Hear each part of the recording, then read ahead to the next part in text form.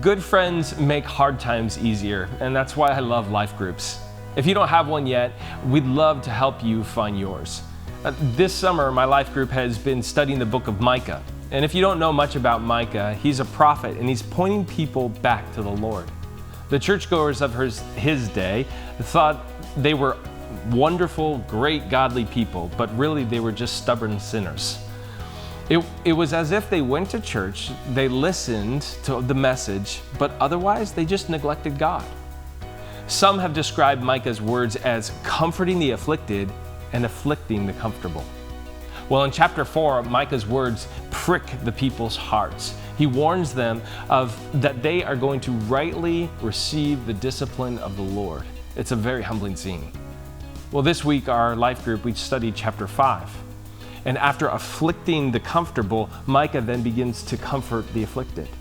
See, he predicts the coming of this king, the Messiah, who will bring about peace and security. Well, this messianic depiction appears in chapter 5, verse 2. It goes like this: O Bethlehem of Ephrathah, who are too little among the clans of Judah, from you shall come forth for me one who is to be the ruler of Israel, whose coming forth is from of old and ancient days. See, in the midst of this impending chaos and calamity, Micah, he's offering hope that Messiah is coming. Well, today we know that Micah was pointing to Jesus as the Messiah. Jesus himself affirms that he was from of old, of ancient of days in John 8:58.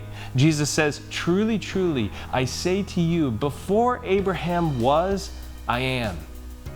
And Jesus didn't only verbally claim that he was the Messiah, he proved it. He rose again from the dead. The ultimate chaos is defeated.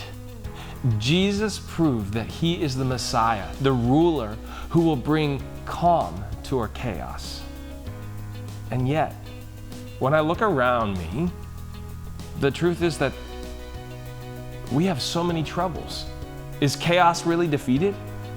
Well, last night, our life group, we were discussing the casualties of COVID, of loneliness, of racial reconciliation, police brutality, and brutality of the police. Like, our cultural circumstances remind us of Micah's day. See, during Micah's day, God used hardship to teach his people to radically depend upon him.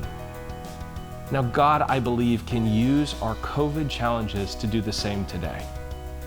As we long for peace and security, our hardships don't have to leave us hopeless. A life group member described that this passage, it forced him to change how he views hardship. He confessed he was a complainer. But now he wants to start asking, what can I learn from this hardship?